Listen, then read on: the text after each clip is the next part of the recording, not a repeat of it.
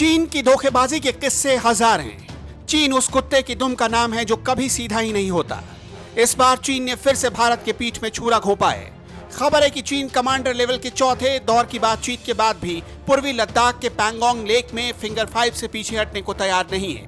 चीन ने अपनी सेना तो कम कर ली, लेकिन बातचीत में जो सबसे बड़ी कंडीशन थी उससे मुकरता जा रहा है, जिसके बाद एलएसी पर फिर से टेंशन बढ़ने लगी है। 14 जुलाई को दोनों सेनाओं के सीनियर कमांडर के बीच 15 घंटे तक बातचीत हुई, जिसमें इंडिया ने चीन की पीपल्स लिबरेशन आर्मी को रेड लाइंस यानी उस रेखा के बारे में बताया जिसको चीनी सेना बार बार लांघने की गुस्ताखी कर रही थी। हालांकि 14 जुलाई किसी बातचीत में चीन पीछे हटने को तैयार हो गया था। भारत के सुरक्षा सलाहकार अजित डोभाल के हस्तक्षेप के बाद चीनी प्रवक्ता हुआ चुनयिंग का ऑफिशियल स्टेटमेंट आया, जिसमें उन्होंने चीनी सेना के पीछे हटने की बात मानी थी, लेकिन अब तक फिंगर 5 पर चीनी सेना डटी हुई है।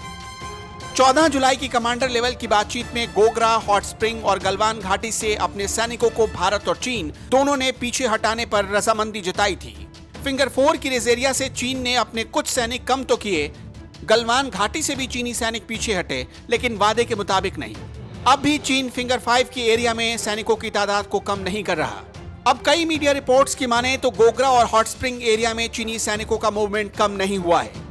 एक मीडिया रिपोर्ट्स में यह भी दावा किया गया कि चीन के करीब 40,000 सैनिक लद्दाख से लगी सीमा पर डटे हुए हैं। पीएलए के इन सैनिकों के पास लंबी दूरी तक मार करने वाले हथियार हैं, जबकि दूसरी तरफ भारत के भी 30,000 जवान एलएसी पर तैनात हैं, जिनके लिए 20,000 टन अतिरिक्त खाना भारत को इन जवानों के लिए भिजवाना पड़ सकता है। गौरतलब है कि मार्च अप्रैल से ही चीनी सैनिक एलएसी पर आकर बैठ गए, जिन्हें भारत बार बार पीछे जाने के लिए आगाह कर रहा है।